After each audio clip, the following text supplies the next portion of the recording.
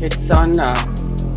Yeah, can you just keep your YouTube open and put it on mute so that you can see? It should be on. Okay. Ah.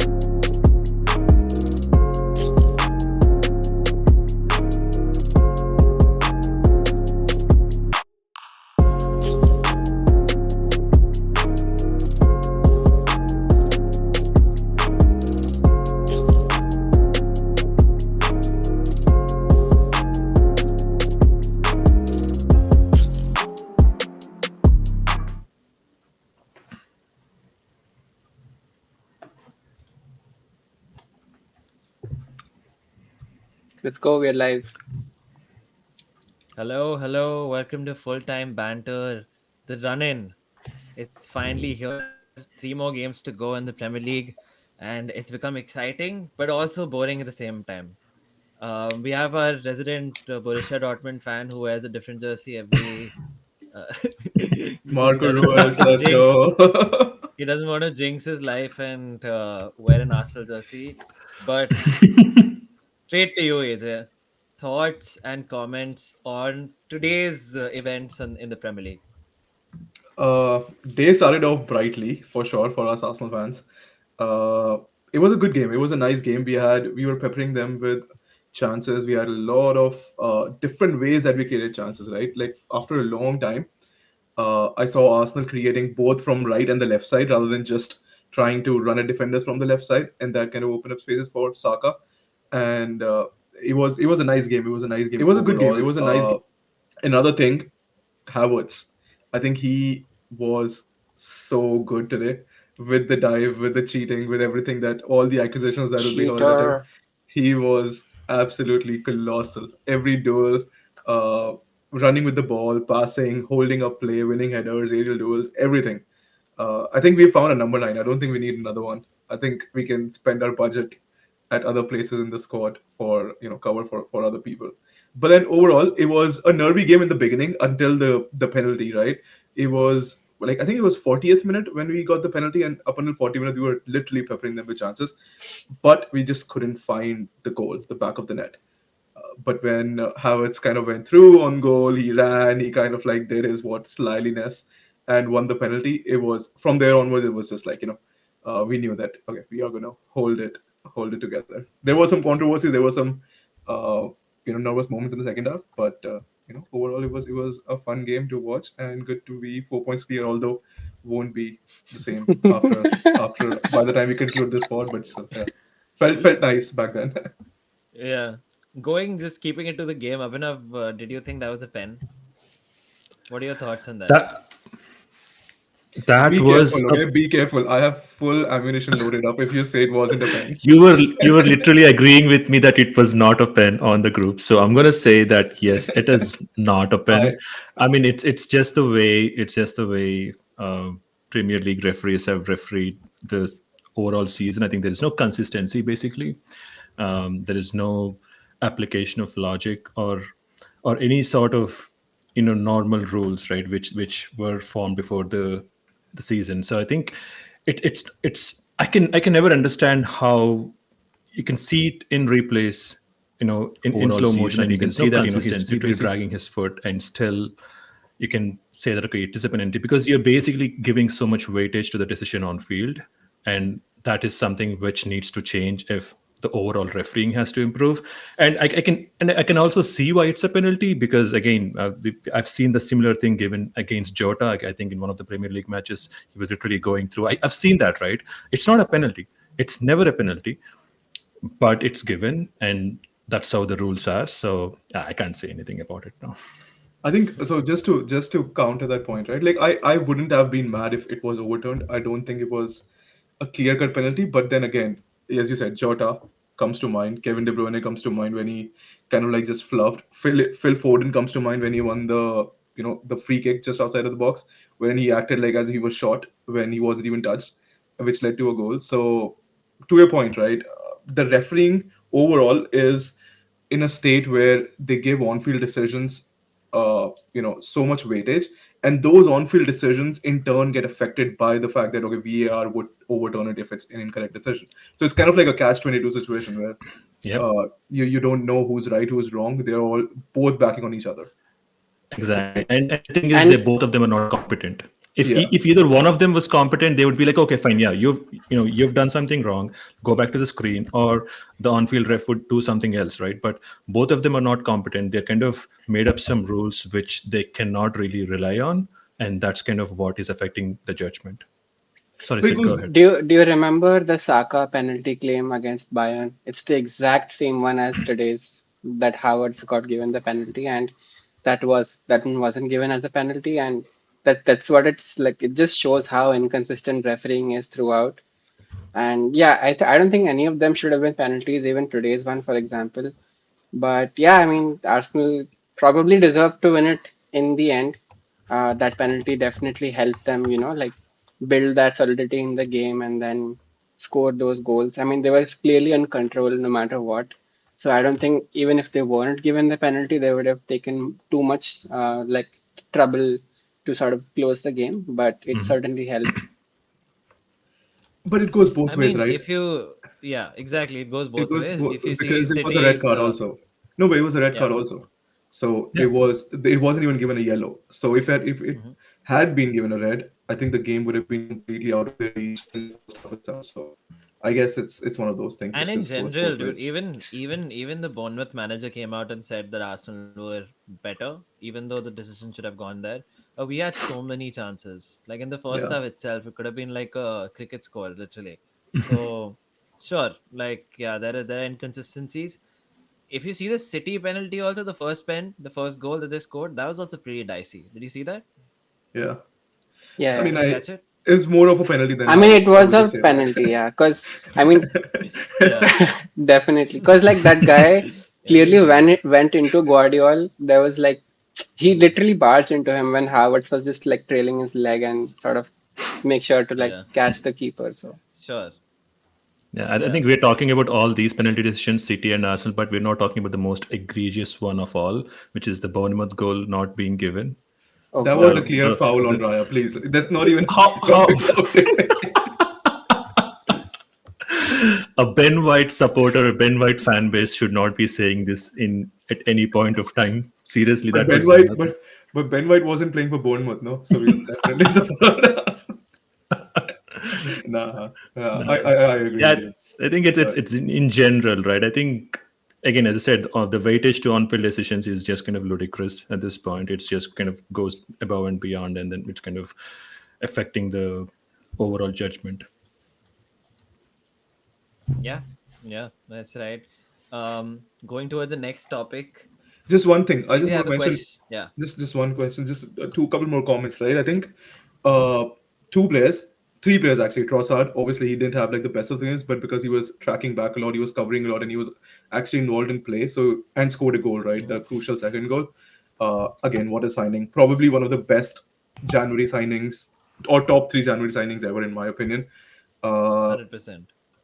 then it was Declan Rice being Declan Rice again, doing what he does best. Although I do feel like he got lost in the second half a little bit when there were a lot of transition moments. Partey wasn't helping him. I think Partey, with for all his good things that he brings to the game, he kind of opens us up a lot for transitions, and that's what was happening in the second half, at least 15, 20 Yeah. phases. So that's something that'll be very dangerous against United. And the third one is Odegaard. I think Odegaard played a newish role today, where he was still the RCM, like the right-sided eight, but he was falling onto the left side to play the cut through passes, right?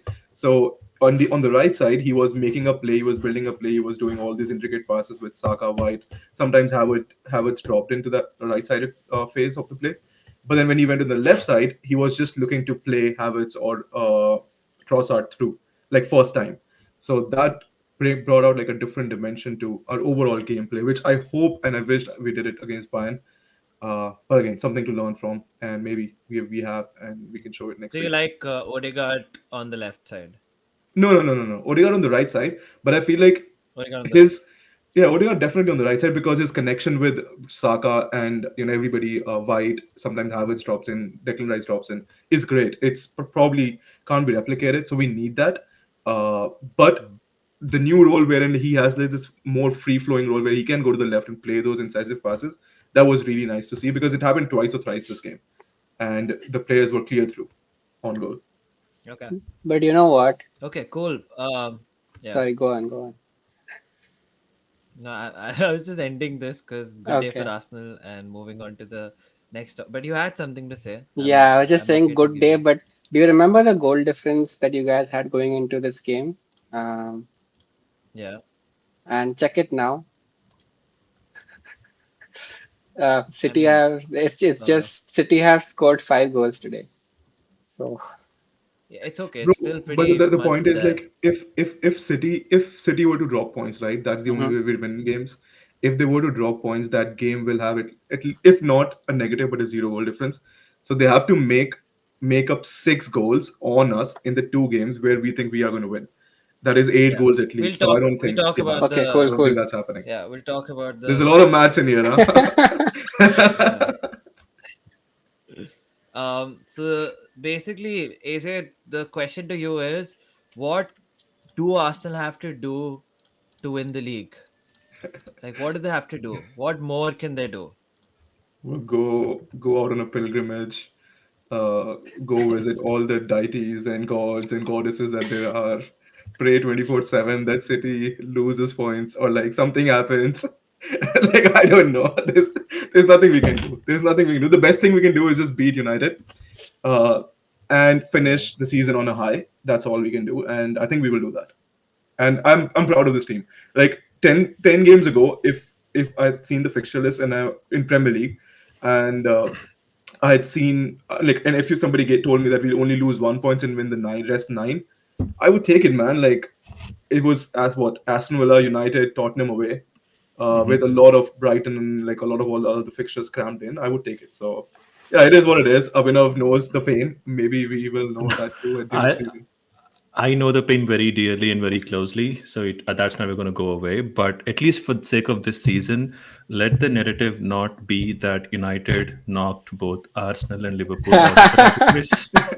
I really do not want that. I mean, okay, it's fine. I kind of made peace with it. It's fine. It happened at Old Trafford, but let Old Trafford not be the place where you'll say, okay, we Hallowed stop ground. United.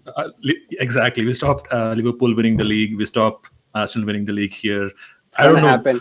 They're going to derive some sort of sadistic pleasure out of it, and I think that's what, and that's going to be the lasting feeling to going into the break after the 38 games. So Yeah. please win at Old Trafford and Satisfaction. pray. Abhinav, Abhinav, let me tell you something. Look at Sid right now. Yeah, yeah. Look at me, bro. Exactly, Look at me. No, no, no, but exactly. I'm you see that smile? salivating at You see that. the Yeah. smile? Yeah, yeah. This is the last spot he's smiling in. So don't worry. That won't happen. Whatever you said Bro, won't happen. all these smiles are Let empty, him bro. let Don't him worry. smile, let him giggle, let him do all he wants, let him sell his soul to the city rivals. Because obviously the noisy neighbors have painted the city blue, so they have nothing else to root for. Mhm. So let them root for City, Yeah. and we'll come to United, and we'll see what they have for Uh, us. yeah. But AJ, where do you think City can actually lose? Like, if you have to give a shout to any team there is. So there is Fulham away, there is West Ham at home, and then there is Spurs away. These three, all London, all Yeah, London teams. Who is gonna do Arsenal a favor, according to you? Fulham is my best bet. Iwobi, let's go. Haaland. Mikel Antonio came out and said that if it were to go to the round of the last weekend, they will give it their all. I don't believe that dude. That dude just does anything for the clicks. But yeah, I mean, like, not that they can. It's in their hands. City needs to have an off day, basically. And 20. I don't know if you guys watch Formula One, but 2021, Formula One Abu Dhabi, Red Bull's team principal literally came on and said that we need racing gods to be in our favor. Uh, Mhm. and we are in a situation where we need footballing gods to be in our favor. We need something out of the ordinary to win it. So Fulham is my best bet. Tottenham, I don't think. I think they'll fold. I think they won't fold. They just are not capable of beating City. So yeah. Right. Yeah. And if you're really betting on Mikel Antonio or someone from West Ham doing the same thing, I remember a very similar situation in 13-14. Our last game was Liverpool Newcastle, and I think it's at City again West Ham, same team, and we had Stuart Downing and Andy Carroll playing for West Ham at that point of time, and we were thinking they're going to do us a favor or something on the last day, something some god is going to bless us with something and erase this memory of Gerrard Slip completely, but that didn't happen. So I'm very pessimistic at this point because I was hoping at least there will be some, because Wolves actually were having a good season the entire season. I think they were capable of at least getting an odd goal or two, but by the time they got one goal, City are already four ahead, and Haaland is kind of back to his robotic self. So again, But you can think of gods and everything, but you're playing with robots here, so there is nothing you but can do at this point of time. Nothing is that gonna is happen, the bro. City is a juggernaut. They will not be stopped. I mean, Spurs have nothing in them left. They have no incentive to win. They don't want their rivals Arsenal to lift the trophy at all if they beat City. So there's like zero incentive why even Spurs will put their best foot in front. so so here's the counter narrative, right? First of all, the footballing goals that I talk about were Uh-huh. in City's favor when Gerrard slipped. That's literally a footballing god moment wherein, like, you just never would see it, but it happened in the most crucial of matches against Chelsea where they know that they won't miss it. So that's one. But on the counter, if you look at Spurs, dude, the way they started, if you remember, they had like what 26 points out of 10 games, and then right now they have 30. They basically got 34 out of 20 next 24 games, right? So Ange is under tremendous pressure, and Mhm. he has this possibility of, if they lose to Liverpool, they might just fall out of Europa. They might just go into conference, which is like a disaster if you look at it from the starting of the season standpoint, right? So I think they will have something to play for. Plus, they'll be at home, and there is some chance, there is some hope. Don't really expect it, but yeah, all we can do is hope, right? This is animation The key version of I Tantric phrase. Puja that's actually, happening right now. It is the. I've already started Yeah. it. if you have to ask me where do I feel City are going to lose point, it has to be Tottenham, right? Because just the way Ange plays football and the way that Tottenham have been losing games and just like his overall reputation is in a stranglehold right now. So he has to put in a performance. They have to put in a performance against City. If they fold against City, they will just become a laughing stock for the Premier League. Like literally, it's they have lost the last three games. They're probably gonna lose at Anfield. Um, After that, I think they have Sheffield. No. They're definitely gonna lose at Anfield. It's the second last No, no. home game for Klopp, and Draw then maybe. they Mhm. no. They're gonna lose at Anfield, and then it's City. So basically, they'll be probably the first team to lose six games in a row if that it comes to that. I don't remember any team, any top team who have lost that. So it'll be a Yeah, point where they will have to get a result, and they won't. Players and managers are never gonna think about who's winning the league. For them, everyone's a competition. Fans are different. Fans yeah, definitely are different, Mhm. but for them, they're not gonna fold like that. So Tottenham are our best bet. Fulham are not strong enough, not enough incentive to play. Uh, West Ham, West Ham also. I don't know. I feel a little bit of West Ham too. yeah. I Um, mean, but so it's there's another thing, right, which we all are conveniently forgetting is that they play three crucial games where they have to win all three games in a span of 7 days. I know it's City, I know they've done it before and all of those things that comes with it, but it's still they play on Saturday, Bro, they don't Wednesday, and lose then any Sunday. game ever. That's the thing, I right? mean, see, that's what I'm saying. Like, if it's like a 36 game winning or like not losing streak, Yeah. right? And if they can do that, then they can do that. Then nobody deserves to beat them. They deserve to win. So yeah. But all we can do is like hope on Tottenham. Man, No, wait. literally are between a rock and a hard place here. Hoping for Tottenham to win to qualify for Champions League versus winning us the title. Okay, say wait. So the incentive for Tottenham to win against City is that they don't fall into the Conference League places, right? Or they might qualify yeah. for Champions League given how Aston Villa Champions might League do. now, No, they how? I won't mean, I think qualify. they're like Aston what? Villa is They won't fourth. qualify, right? Aston Yeah. Villa 67 points. I mean, Hmm. they have okay three. Even if Aston Villa lose to Liverpool, another okay qualifying to Champions League is a far shot, but falling into the Conference League probably is more realistic given where Yeah, they are. And we yeah, are yeah. thinking the incentive is that they should win against City so that they don't fall into Conference League. But what are the other teams though? Like I think they're banked for fifth, man. They're almost at the beach, is what I'm trying to say. Because Newcastle, they won today. They played one more game. They're still 4 points adrift. United is United. Leave that. Chelsea far short. So their Europa League status is confirmed more or less. At this point, yeah, they can play for pride and they can make sure do whatever. But I don't think there's much of an incentive for Tottenham to win against City so that they don't fall into Conference League. I just feel like Aston Villa again building Yeah, I mean, scenarios if up. they're going Why for not? yeah, Why yeah. not? So Aston Villa kind of like lost the first leg. If they lose the second leg, or even if they don't, probably will go all out for it, given that Hmm. they might think that okay, we can lose one game in Premier League and still be fine. But then Okay, that okay. losing momentum carries on to the Hmm. rest of the time, right? Because the pressure piles up. For example, they went all in the second leg and they lost because they're 2 goals down now against Right, right. Olympiacos. Hmm. And then they come back, they're knackered, they're not up for it. They might lose in the Premier League, and then they're just 1 point behind Tottenham. Hmm. And that kind of like builds up the pressure, right? Because Yeah. they're like, okay, now we might get it. On the flip side, if Tottenham lose to Liverpool, they're just 3 points Hmm. behind United. And if they lose to City as well, Chelsea, United, Newcastle, all are on their coattails at Exactly. that And point. like Newcastle So has been it's in a very such. dynamic league, stable at this point of time. You can't just say that they won't that game wouldn't matter to Tottenham, given how the table would pan out in the next two game weeks. Mhm. Okay. And Newcastle has been in such great form. Like they won the last two games with like three or four goals each in hand.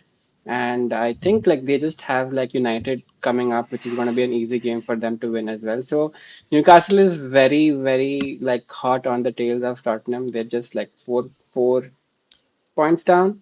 But then fifth and sixth, what's Yeah, the so difference here? sixth is conference, Yeah. right? That's the thing we're debating. That how Sixth is bad not is conference. sixth is Wait, sixth, conference. Sixth is not sixth still conference. is Europa League, right? Fifth and sixth is Europa League. Seventh is conference. That's how it works. If Fifth and United sixth. if United win the FA Cup, then it might just be sixth, might just be conference. Yeah, it's possible. So it's a, Oh, it's a That okay. will be I possibility. mean, very tough It's a to FootMob is answer. showing possibility. sixth Yeah. is conference. Let me see. If If aliens if land on Earth, yeah, if we ever discover Please. if we ever discover that Hudson went dry, yeah. Sid is not smiling now. Nah, Told you, bro, bro. we won't be able All to my laugh long. smiles are empty. Don't worry. He's Yeah. using them all right now so that he can't. He knows he won't get a chance to use them later. So hope is Never there. mind. Hope is there. I've heard that hope is there. City might lose to Tottenham. City might lose to West Ham. City might lose to Fulham. Fulham. Arsenal Arsenal might lose might to lose to United. United. Yes. Arsenal are beating Everton for sure. That is Okay. the only So, fixture left where I'm Yes. Everton, sure we're okay. winning. dude, against Everton, Sean Dykes himself will play. He'll be like, I'm done. I just want to play a game. Just So he'll field just himself. imagine Just imagine Arsenal, basically City lose to Tottenham and Arsenal go into the last day of the season. Everyone's coming, it's at the Emirates and we're going to win the league. And then we lose to a Dwight McNeil 1-0 header in the 95th minute. Beautiful. Bro, we'll pay them off. Don't worry, we'll pay them off. We'll we'll do everything we can. We'll get rid them of their FFP issues. Don't worry. If it comes to that, we're winning. Okay. Tell me what's the worst narrative, right? Losing the league at Old Trafford, or losing the league to Unai Emery at Emirates. Don't think the latter is the narrative. I think the No, former but might be, which would be worse than anything else in the world. it's not. I mean, Unai Emery Yeah. has already happened. He's already like shown No, Arsenal but their Yeah, also because place. no, but with Unai Emery, it's like we've won 14 out of 16 games up until now, and probably win 16 out of 18 by the end of the season. So you can't do much better than that. So Unai Emery is not a narrative. Old Trafford would be I definitely, mean, and that the would only happen. game you lost this year was against the manager that you sacked. So like that is a narrative. You can't just see, deny people will it. make up those narratives no matter what, right? Bro, That's Exactly. going to how happen. United fans talk, they know there's a big alien coming against Crystal Palace. They'll still yap around. Bro, that's all we have left, right?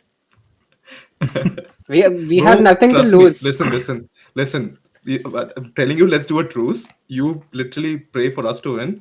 And if we win, I am telling you, I am all on your side to win the FA Cup. Like, let the Baldy go without a trophy this season. Let's make it I mean, happen. I see it as a win-win for you, anyways. How it's a win-lose for me and a win-win for you. How does that work? Bro, because if we are losing, then you are definitely losing the FA Cup. तो तुझे trophy नहीं चाहिए.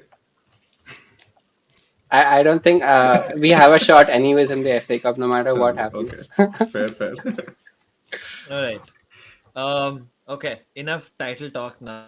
Let's go to other unimportant teams, but also important teams.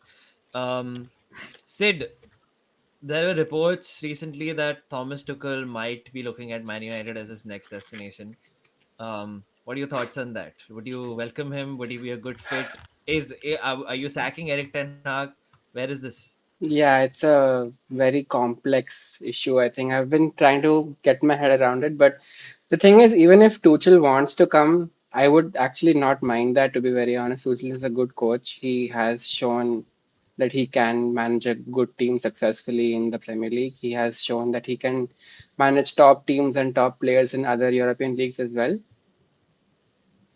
But I don't think Ineos and United right now have the budget to even sack Ten Hag because he has one more year left in the contract, and sacking him and paying off his staff is going to be an additional cost. And given how we are still in like talks to figure out this Dan Ashworth situation and all these other gardening leagues that we might have to pay off eventually, and trying to offload players and getting in that money and the cash flow to offset the FFP issues. I don't see a new manager coming in at this point, even though I would like that. So I think that is where I would stand. I want Ten Hag to go. I am done with his style of play and how he envisions transitional, fast, chaotic bullshit. It's over, bro. That's not how you win any league. That's Wow. not how you control any game. We have It's the, just the the vibes. optimist has been broken. Yes. The optimist just broke today. Wow, I didn't expect that. It's just going to Abhinav, be your one season thoughts? of Is pain United going that to be? United have to endure once more, Yeah. and then we can see some progress. So that's where I am at. As like a rival fan who's also getting a new manager in Arne Slot, what do you think? Like, do you think United is going to be a scary proposition with Tuchel? It will be. I think Tuchel, we all know how tactically adept he is. I think there is some background noise. I think we've seen how Tuchel is has done with all the teams, right? I think United and Tuchel seem like a perfect fit right now, but as Sid said, I don't think they are going to get rid of Ten Hag for various reasons that they have. Maybe even Ten Hag believes that they play very beautiful and attractive football right now. They're the most amazing team to watch in the league. Everyone except United fans. If they are going to have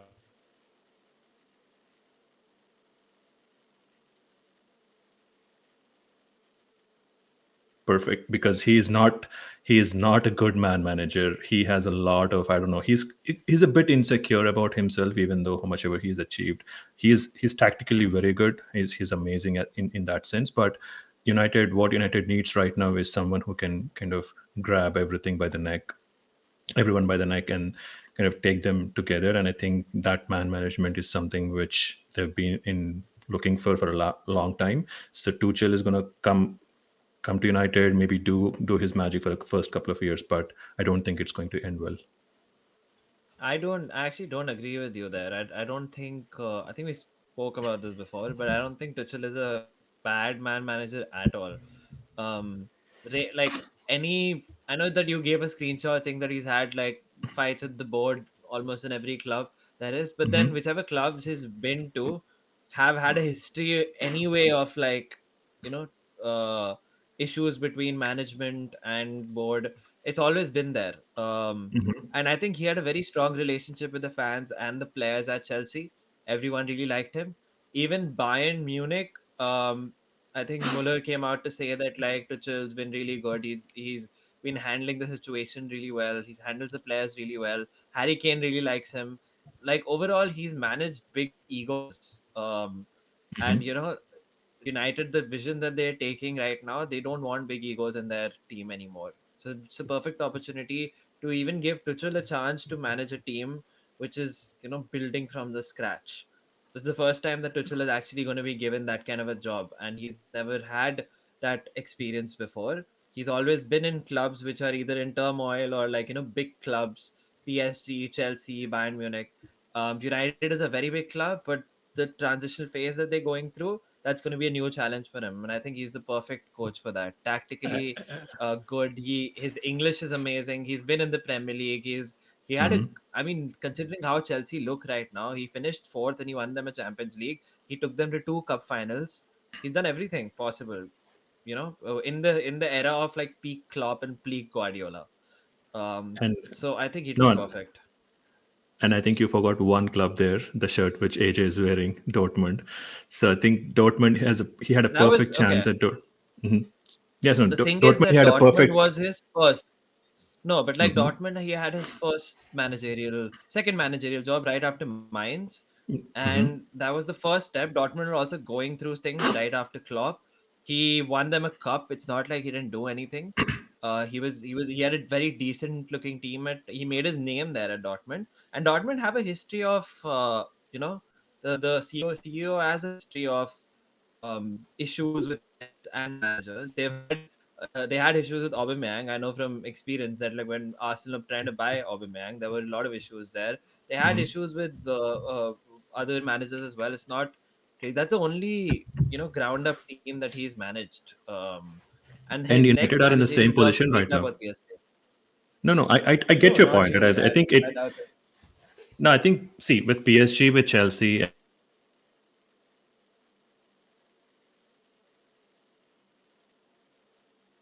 way the clubs are, I think you can't expect more from a manager. I can see the fault is on both sides, but with Dortmund, I mean, again, I've read through a lot of reports coming from the Dortmund because they have a good football structure, and that's what Man U are aspiring to have.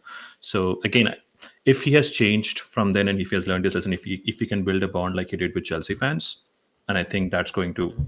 go well. But right now, I've seen what's happening with Bayern Munich as well. Yeah, there are some good reports, there are some bad reports.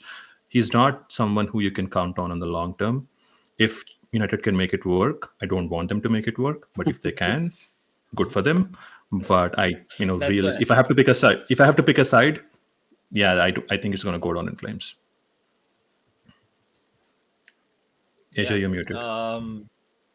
But I don't agree with you, man. Like I I think don't Chelsea's agree That's with you okay. there. biggest mistake in the last few years, despite all the players that they've signed, flop players, is sacking Tuchel. And I would like to cash in on that as a United fan. I think only my voice will be heard here. We're out of sync. Oh, okay. Sid, go ahead.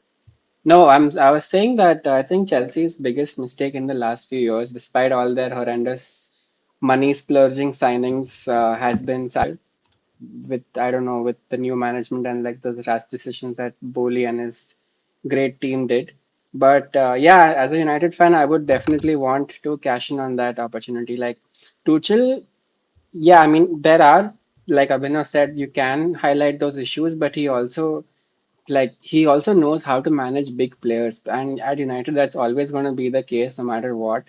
Like I know we are trying to go towards like more sustainable player oriented model and not like a person oriented model, but even then eventually with success you will definitely get those personas in the team, and you need a manager who is able to face those people and like establish his own ground and make those people listen to him. And I don't think right now Ten Hag is able to do that with this squad. Like he has Champions League winners in his squad, and he's not able to use them or motivate them or like get the best out of them at any way possible.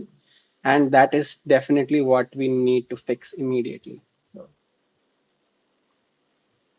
Yeah, and another thing that I really think is important in a manager of a Premier League winning team is the fact that they can speak good English. I know it sounds like a very basic thing, but I feel like speaking English, comprehending, making sure your message reaches the everyone through the media is really important in a Premier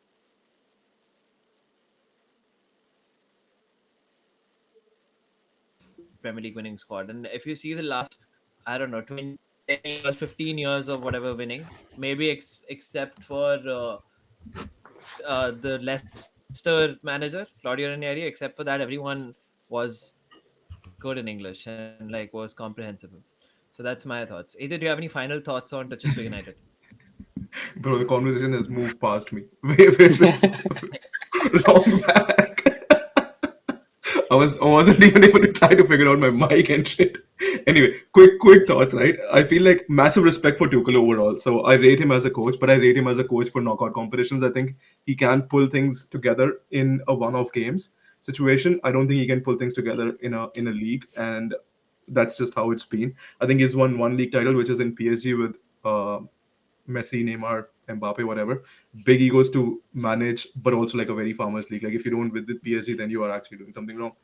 Uh, and then overall, I just feel like he's a defensive coach and also a very divisive coach. You think Unai Emery is a good coach? I think Unai Emery is not as good as Tuchel, but Unai Emery is a good coach. Yeah, but he's not. He's not. I mean, He Unai he Emery. also didn't win. We've He also no, didn't no. win the We've. league at PSG. But Firstly, that's what I'm PSG saying. is So not a good bar at all for football teams, but do dude. you rate Unai Which Emery is equal to Tuchel? Do you Tuchel rate is Unai? like a That's different. what I'm No, saying. no, So Tuchel you. is like a bar above I agree completely. Unai Emery. I'm But with you. I'm but with you on that. but if United have to look into the market and Unai Emery is available, Tuchel is available, it's not going to be that close. It's not going to be that close. Tuchel is just not going to be there as like a manager. So, and PSG is just not a good bar, man. PSG is not a good team to judge players, managers, the sporting directors, anything. I It's don't just a believe so. freak of nature team. I don't think so. I don't think so. I It mean, is. They have a sometimes when if you you're don't not have the history of no, if you're not winning Champions League, I totally get it. Get your point. If you're not winning your domestic league, then I dude, don't the agree with thing you. is, domestic league is taken for granted in PSG, and there can be off seasons where players are just not bothered. And he's the only manager who's gotten PSG to the final.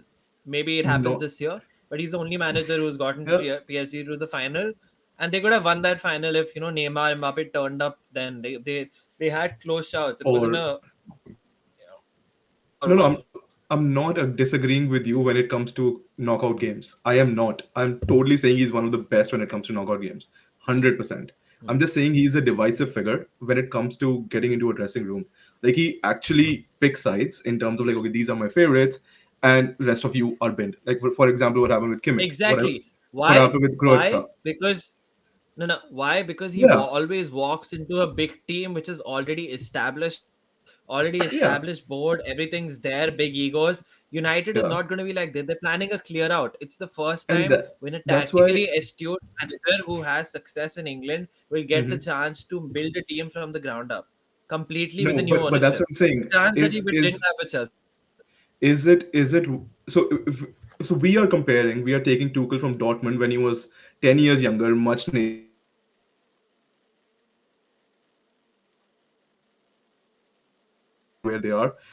coming from PSG, Barca, Chelsea, and winning all these trophies.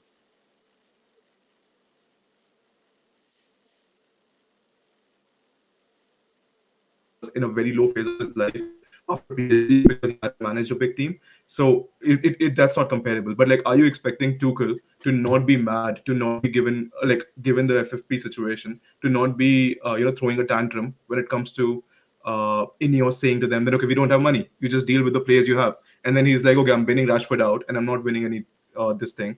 The dressing room would be divided, right? It would be divided at that point of time. So that's what I'm saying. I Like mean, in the sure, in the they league, could be divided. Yeah. yeah, in the But league, in I feel terms of like how many it's choices you have, who what managers are yeah, available, and like the just the opportunity to get a like a tactical genius in your team to start with, and the yeah. opportunity to give him also a chance to manage a club from the ground up is something that you have. Sometimes you just have to take those chances. Sometimes you have to throw the dice. And I feel like if Chelsea would have thrown the dice with Tuchel when they were investing in all these young players, at this point he could have made a proper competitive team. I think I not agree. Yeah, relying on No, definitely, Chelsea's I definitely. success. think Nirav, I I don't think disagree. the problem with United is they've thrown the dice for far too long now. Yeah, If Tuchel had come there's in no like more maybe money. before, yeah, before Mourinho or before Louis van Gaal and everything, I think that probably is a good proposition. But the thing is, they've taken a risk on these supposedly good managers, Uh, high-profile managers for way too long, and it didn't work out for them. I mean, I think they need someone who can actually kind of build from ground up. And as AJ said, he's not someone who can kind of unite a dressing room. I totally get your point that yes, he is an amazing manager, he's close, and he does what he does, but United can't take a chance with this new ownership, and because if they screw up one more time, I think they are going to it's be over. stuck Yeah. in mid-table for the next 10 years or But so. I don't think And just Tuchel would one have last thing, been. right? In Yeah. terms of No, go on, AJ. just one last point. In terms of building something from ground up, I personally feel we are at a stage of football where established managers will have a very hard time doing it.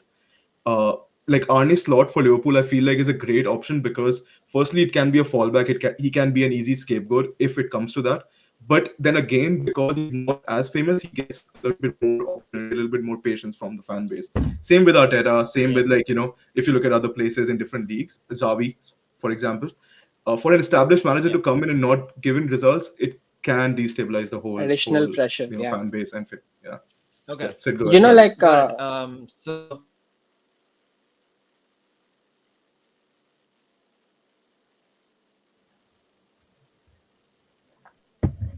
yeah. So I mean, good segue to go into the next topic, which is Arne Slot. Avanav, has he been confirmed? What's the scene now? Is it like confirmation?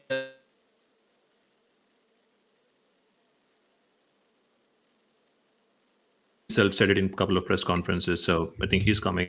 Um, uh, yeah, we are joining that ball group right now in Premier League, and I think he's not Pep kind of ball. He's not Ten Hag kind of ball. He's like clearly ball. I can't see a single stick of hair on him. He's completely he's bro, Ten he's Hag is bought also into the completely revolution. bald. So, oh really? No, Yeah, I yeah, haven't observed completely. his there head is so much. something Like, here, I think. yeah. Just no brains.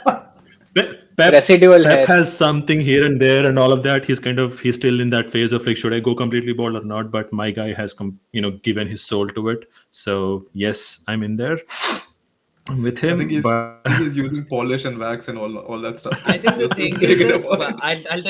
I'll tell you why Arne Slot looks more bald than the other baldies, because he doesn't have a beard, so he looks like a full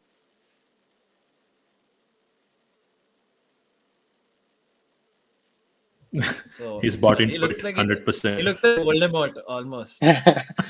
Dutch Voldemort. Voldemort? Okay, he has a nose, but okay.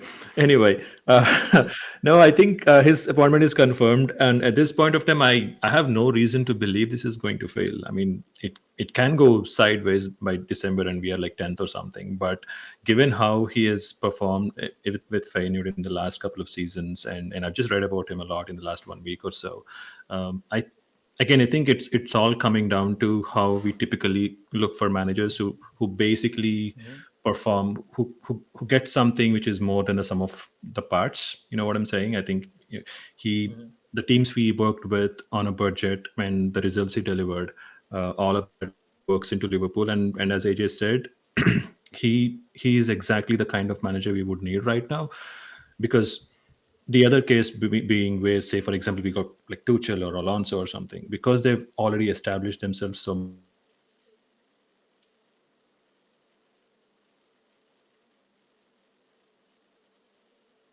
But Klopp, I think we need a rebound. We definitely need a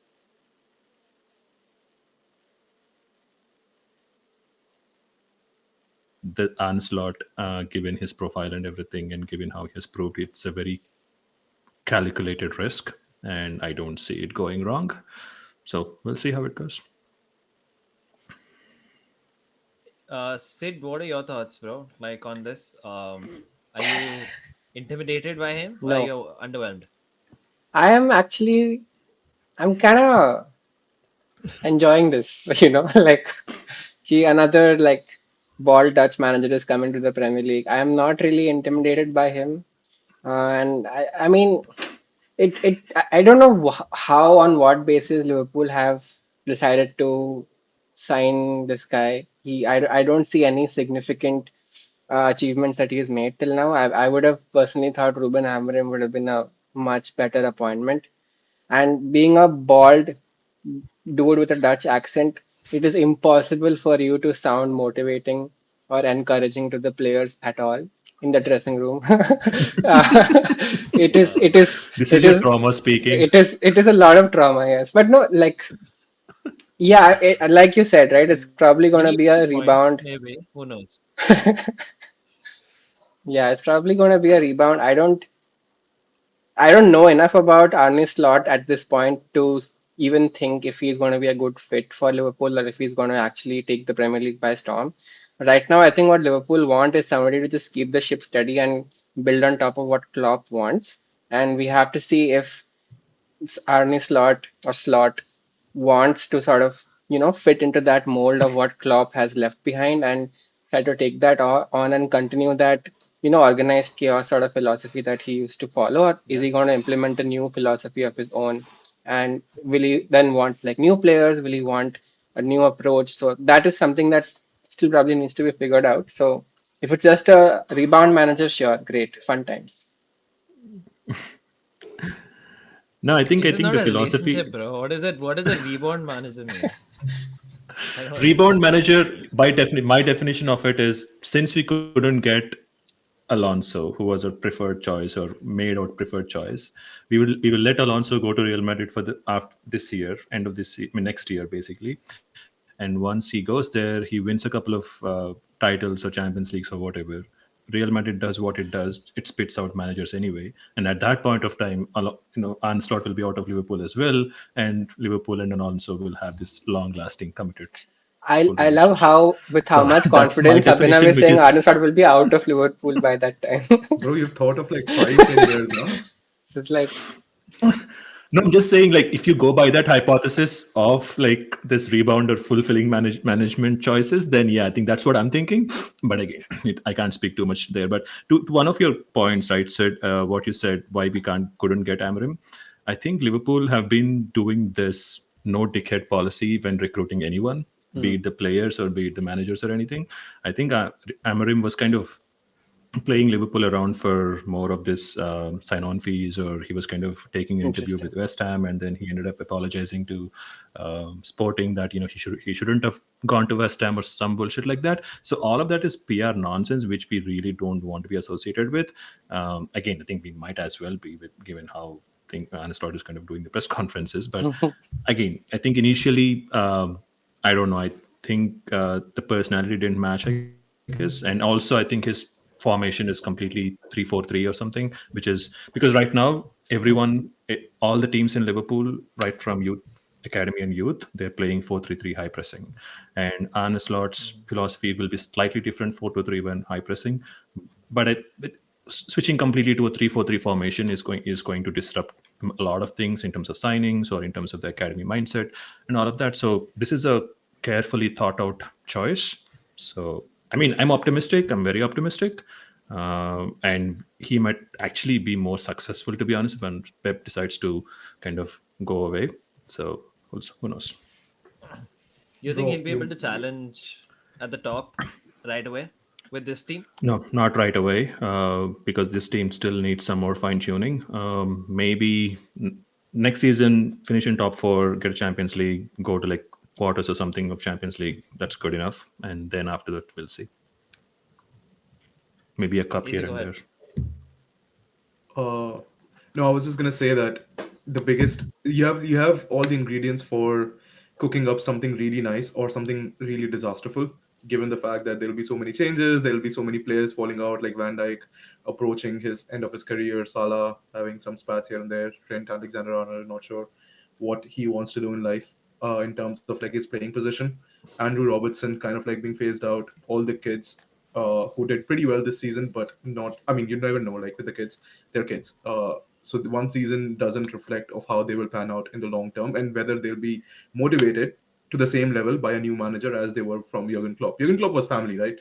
Arne Slot Mhm. is an, like Stepdad. a stepdad, yeah. So it becomes a challenge overall for the club to manage. And if he can manage it, I mean, then he totally deserved the job, right? But if he doesn't, then you clearly can fall back on some other people. Plus, also there's not a lot of people available. Like, who would you bet on? I don't think you would Exactly. bet on any of the big managers.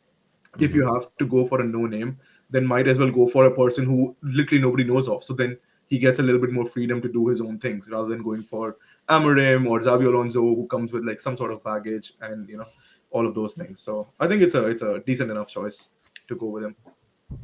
Yep. Yeah, Totally agree. yeah. Um, yeah, that's basically Arne Slot, Tuchel, and the manager merry-go-round. The last topic I have for you guys is the UCL semi-finals, which is gonna happen. The leg two is gonna happen this week, and the teams are basically in a limbo. Anyone can win as of now. Bayern and Real Madrid are 2-2. That is good. The game is gonna be at Real Madrid now. So the onus is on Real Madrid to win. And Dortmund lead PSG 1-0, and the game is going to be in Paris. So everything's set in limbo. Let's go towards the first game, Madrid versus Bayern. Let me go to Abhinav. Where do you think this tie is going to go? I think if I don't know what else to call it because Real Madrid are going to win this in some way, shape, or form. Because as good as Bayern have been in the first leg, all they needed were a Mhm. couple of mistakes from the defender. I think Kim Min Jae or someone. I think he screwed up with Vinicius and then gave away the penalty. All they need is a couple of chances, and then they'll just put you to bed, right? So if Bayern can do that in the second leg and create chances and score and then not give away something, then I think yes, they have a chance. But I can't see anything but a real win. At their stadium. It's all we can actually call the Champions League their trophy, to be honest. So their trophy, their stadium. So I think they have to win it, and they will win it. It's just that they'll be more compact.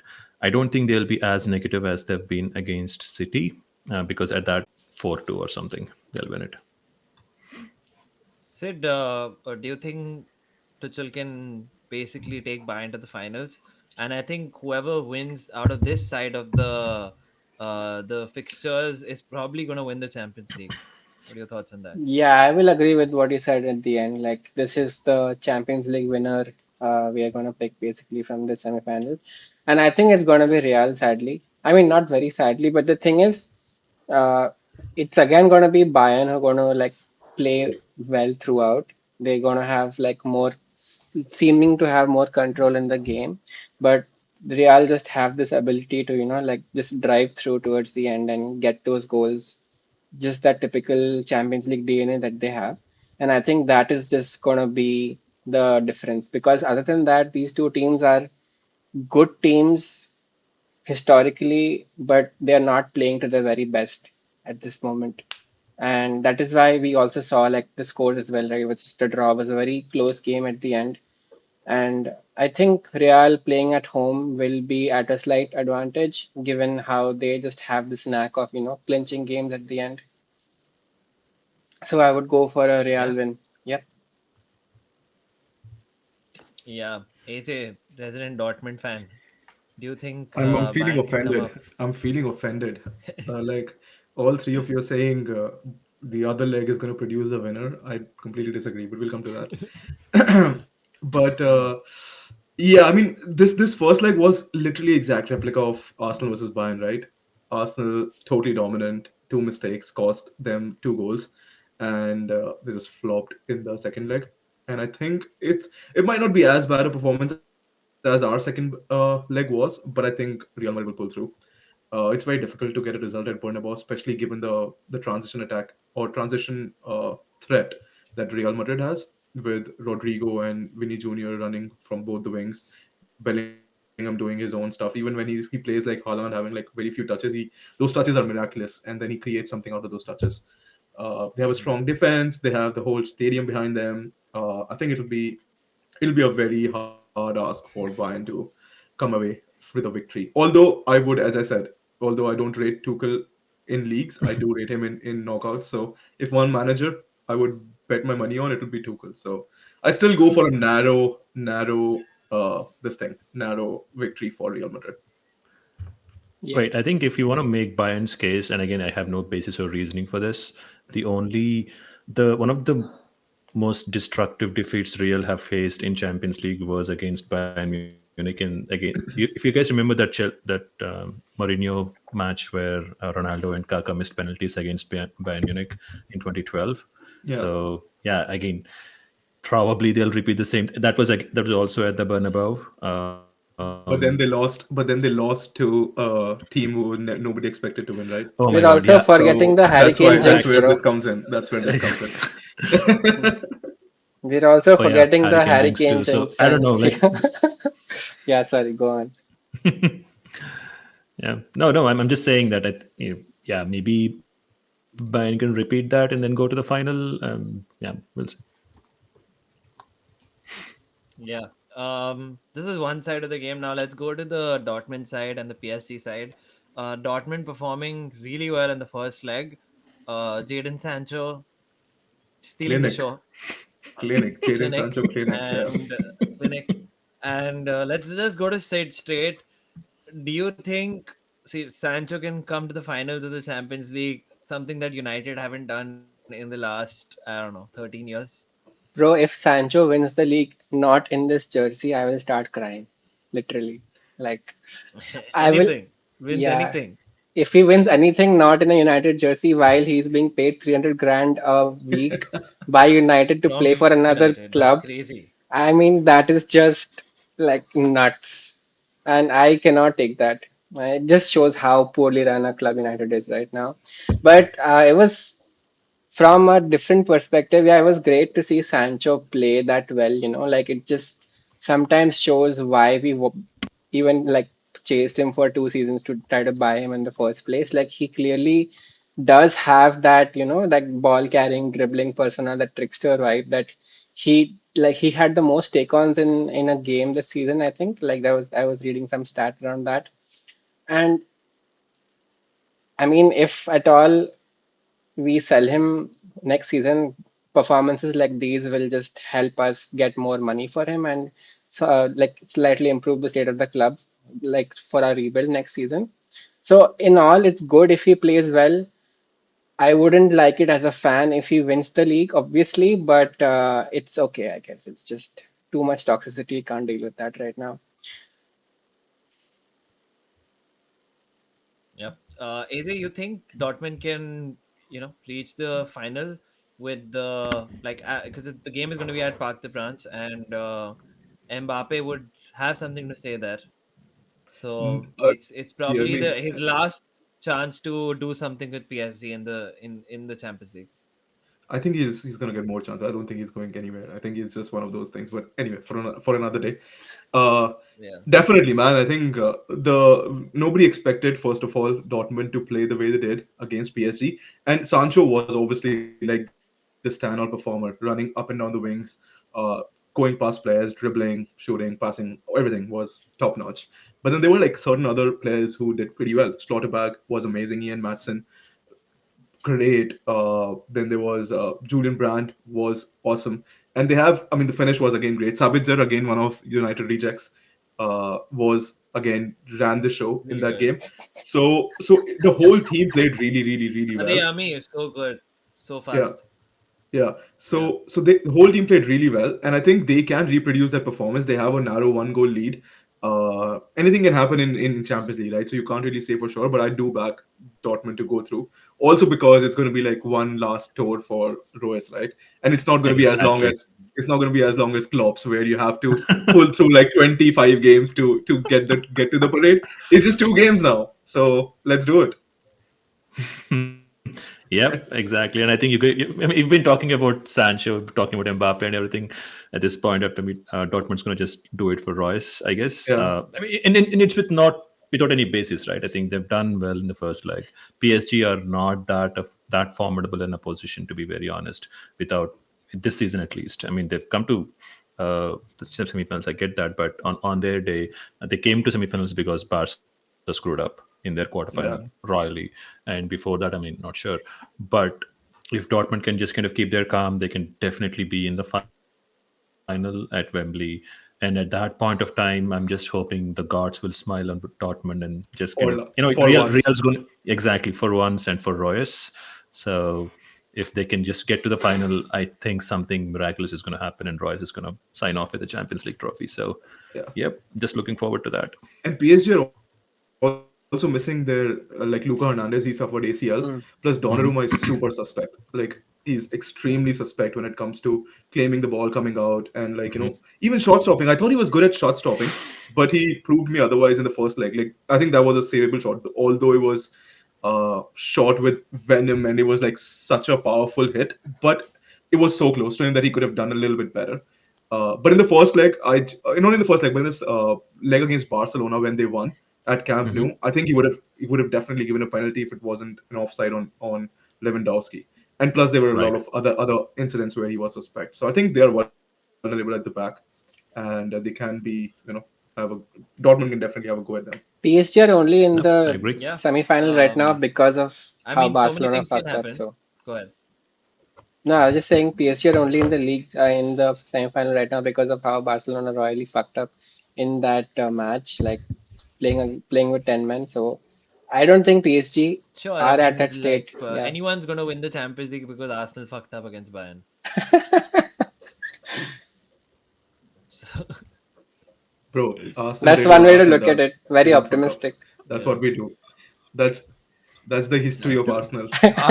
Arsenal like didn't that is the issue. fuck up though. Like Arsenal were just kind of, I don't They know, could for have lack of a ended better the. word. Bro, We we fucked They fucked were up. just We being don't want. I Arsenal, don't bro. want to Come go on. there. We That fucked is up the big word. time. But No, let's move We past gave that. we gave Arsenal were Bayern. just shown their place. But okay, fine, whatever. That's what I'm saying. It's the history of Arsenal. As Okay. Chiellini said for Exactly. Tottenham, this is the history of Arsenal. True. Sorry, True. Nirav, go ahead. But yeah, no, I'm just saying the combinations of finals are just so tasty. Bayern could face Dortmund in a repeat of Der Klassiker 2013 Wembley. Bayern could face um, PSG, which could be another final which has already happened in 2020, a chance for revenge for PSG. PSG could face Real Madrid, which could be Mbappe derby, sort of like his last hurrah before against the team that he's gonna join. And finally, um, Real could fade Dortmund, which is actually Dortmund, Real. nothing. Just a Marco Reus's No, farewell. Bellingham. Yeah, Bellingham. Bellingham is there. Then it's kind of like a working class team versus like the top, like the No, Bellingham derby. bureaucratic. Bellingham. No, Bellingham was Dortmund, no? Don't, Bellingham don't Derby. give him too much. Don't give him too much importance. Bro, Uh, Bellingham. I think he's risen yeah. up too quickly So for his yeah, own it's good, gonna be but tasty. I think, to be honest, I feel like PSG or Dortmund are winning this time.